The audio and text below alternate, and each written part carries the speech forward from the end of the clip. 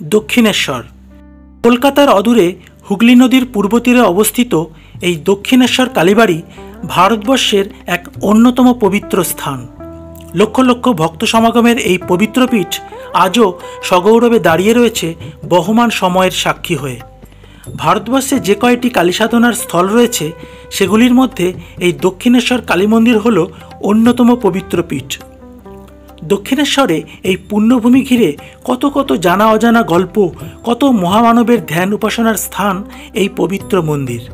এখানে মা কালীকে মা ভবতারিণী রূপে পুজো করা হয়। লোকমাতা রানী রাসমণি দেবী এই মন্দিরের প্রতিষ্ঠা করেন। রানী রাসমণির স্বপ্নের দক্ষিণেশ্বর কালী মন্দির আদতে শ্রী রামকৃষ্ণ তীর্থ। যুগাবতার শ্রী শ্রী রামকৃষ্ণ পরমহংসদেবের পদধূলি এখানে রেণুতে রেণুতে মিশে রয়েছে। শ্রীরামকৃষ্ণ পরমহংসদেব তার মৃত্যুর আগে পর্যন্ত এই মন্দিরের পুরোহিত ছিলেন। তার পূজিত মাতা ভবতারিণী এখানে সদা জাগ্রত বলে প্রত্যেকের বিশ্বাস। তো বন্ধুরা, আজকে আমি এই ভিডিওর মাধ্যমে এই দক্ষিণেশ্বর কালী মন্দিরের যাবতীয় তথ্য ও বিবরণ তুলে ধরলাম। আমি এই মুহূর্তে আছি দক্ষিণেশ্বর কালী মন্দিরের সামনে। দক্ষিণেশ্বর থেকে আরেকটি নতুন সিরিজে গোল্ডেন ট্রিপ চ্যানেলের পক্ষ থেকে তোমাদেরকে সবাইকে জানাই স্বাগত। আজকের এই ভিডিওতে এই মন্দির কখন খোলে, কটায় বন্ধ হয়, মায়ের মহাভোগ কখন পাওয়া যায়, ভোগের মূল্যই বা কত, কিভাবে যাবেন, কখন কিভাবে পুজো দেবেন, ফুড স্টলে খাবারের গুণমান কতটা, জুতো, ব্যাগ, ক্যামেরা কোথায় রাখবেন, সব কিছু প্রশ্নের উত্তর পেতে ভিডিওটি শেষ পর্যন্ত দেখুন।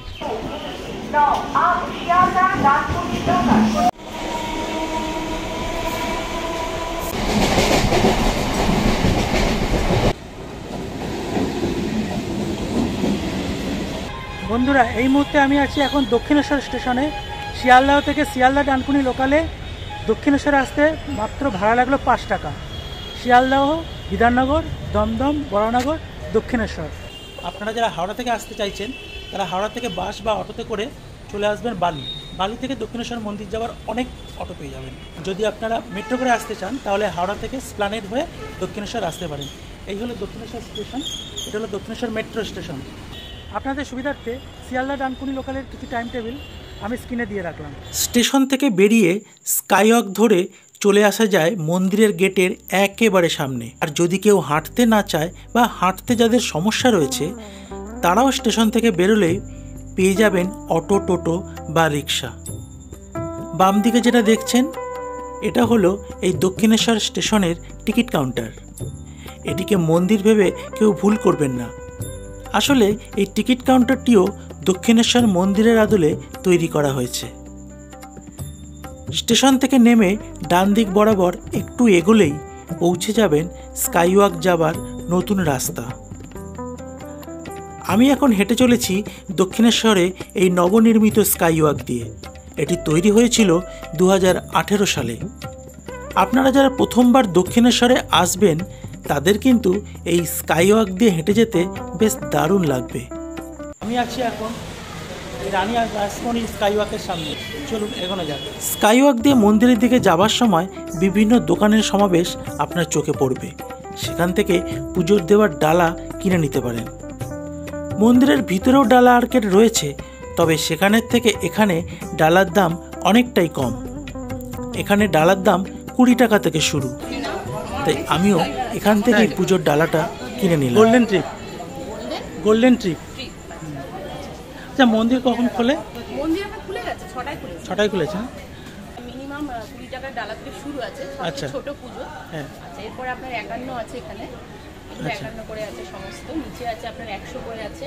এগুলো শাখা পলা কমপ্লিটসে 200 করে আছে। এগুলো 351 শাড়ি দিয়ে পুজো আছে। আচ্ছা আচ্ছা। আর এর সাথে ধূপ, ওগুলো ধূপকাঠি মোমবাতি এখন বন্ধ আছে। মানে মন্দিরে নিয়ে ঢুকতে দেয় না ধূপকাঠি মোমবাতি বন্ধ। ও আচ্ছা আচ্ছা। আমাদের আছে কিন্তু আমরা নিতে পারি না সেটা, কারণ মন্দিরে এখন ধূপকাঠি নিয়ে যাওয়া যাবে না। অনেক দিন বন্ধ হয়ে গেছে। অনেকের প্রশ্ন থাকে যে দক্ষিণেশ্বর ভ্রমণের জন্য বছরের কোন সময়টা সবথেকে উপযুক্ত। আপনারাই বলুন, মায়ের কাছে আসার জন্য আসলে কি কোনো নির্দিষ্ট সময় লাগে? বাস্তবে আপনি যে কোনো সময়, যে কোনো দিন, যে কোনো ঋতুতেই দক্ষিণেশ্বর কালী মন্দিরে আসতে পারেন। তবে অমাবস্যার তিথিতে শনি রবিবার বা মঙ্গলবার এবং অন্যান্য ছুটির দিনে ভক্ত এবং দর্শনার্থীদের প্রচুর ভিড় হয়। স্কাইওয়াক দিয়ে নামলেই বাঁদিকে দেখতে পাবেন মা ভবতারিণীর ফেরিঘাটে যাবার নতুন রাস্তা। এই পথ বরাবর কিছুটা এগোলেই পেয়ে যাবেন ফেরিঘাট যাবার রাস্তা, আর এখান থেকেই আপনারা বেলুড়ে যাবার ভেসেল পেয়ে যাবেন মাত্র 30 মিনিট অন্তর, আর জনপ্রতি লাগবে 10 টাকা। এর পাশেই রয়েছে দক্ষিণেশ্বর প্রাঙ্গণে প্রবেশের প্রধান সিংহদুয়ার।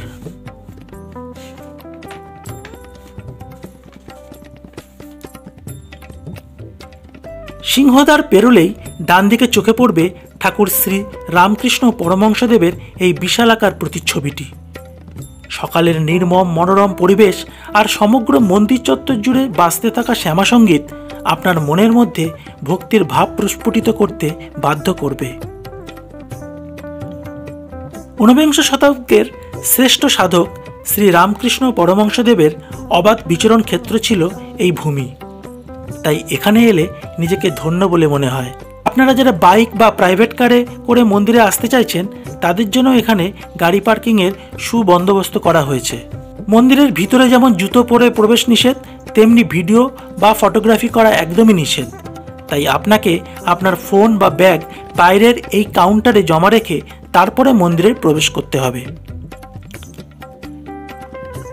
এখানে মোবাইল রাখলে 3 টাকা, জুতো রাখলে 3 টাকা ও ব্যাগ রাখলে 10 টাকা চার্জ নেয়।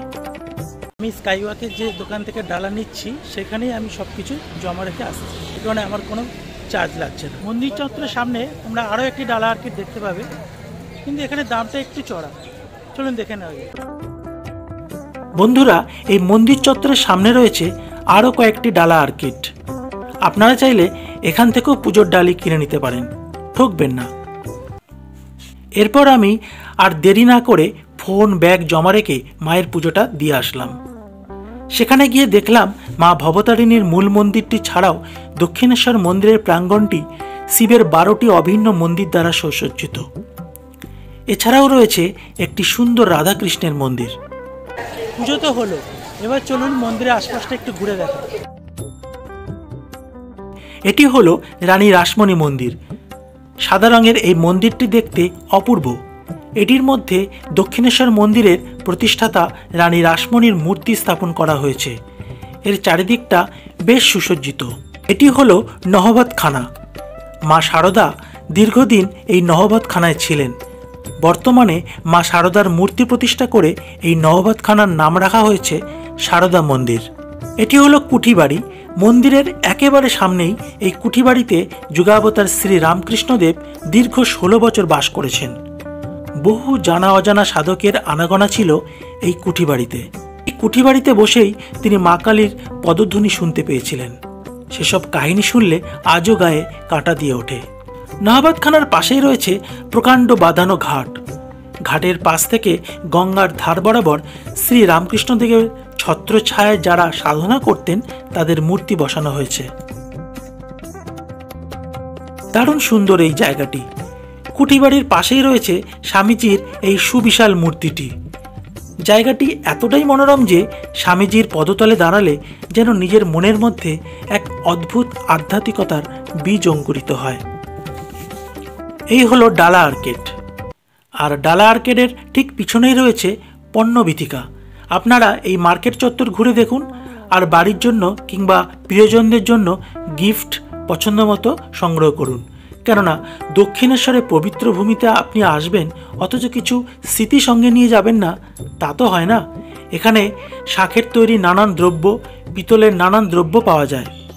তাছাড়া মা কালী, রামকৃষ্ণদেব, স্বামী বিবেকানন্দ, সারদা মায়ের ছবি মূর্তিও আপনারা এখান থেকেই পেয়ে যাবেন। আমি এখান থেকে এই জয় মাতাদির মূর্তিটা নিয়েছিলাম, আর একটি শিবলিঙ্গ নিয়েছিলাম। আপনারা অবশ্যই কমেন্টস করে জানাবেন কেমন হয়েছে।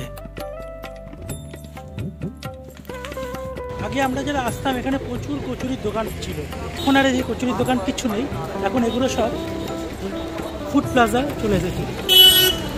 এই যে দেখছো, ফুড প্লাজার মধ্যে সব দোকানগুলো রয়েছে। চলুন দেখে নেওয়া যাক এখানকার খাবারের গুণমান কীরকম।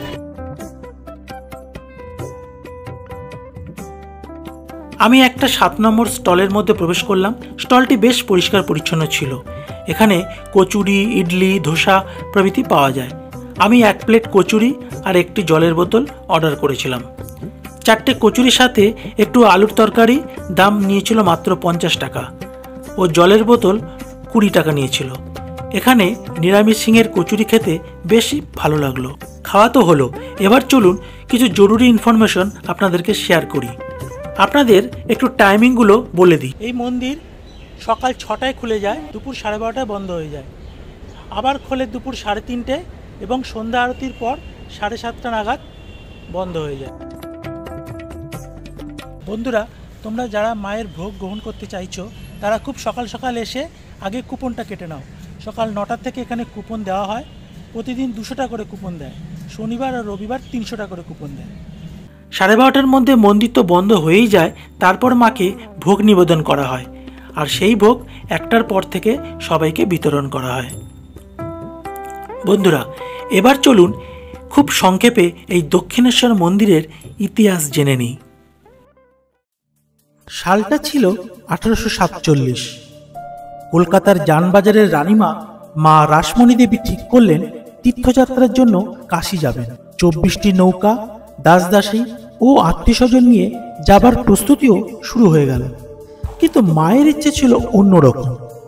যাত্রার পূর্বদিন রাতে রানীমাকে দেবী স্বপ্নাদেশ দিলেন, কাশী যাবার প্রয়োজন নেই, এই গঙ্গা তীরেই একটি মন্দিরে কালী মূর্তির প্রতিষ্ঠা করে পুজো করলে দেবী সেই মূর্তিতে আবির্ভূত হয়ে পূজা গ্রহণ করবেন।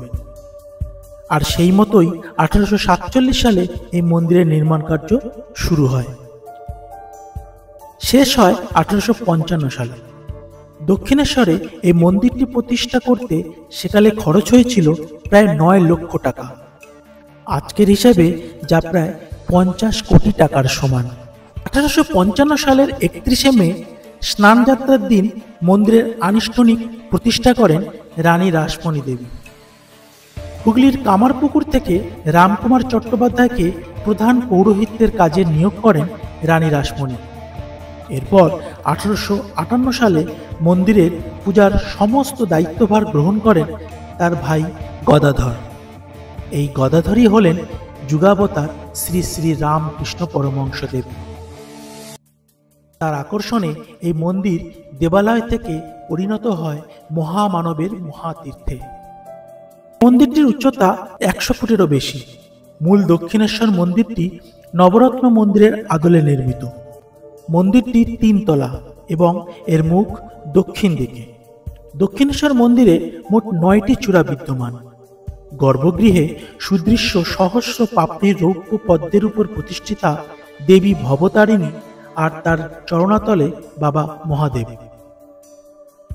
165 বছর ধরে এখানেই পূজিতা জগদীশ্বরী মা ভবতারিণী, যা দর্শন করতে আজও দেশ বিদেশ থেকে ছুটে আসেন হাজার হাজার ভক্ত।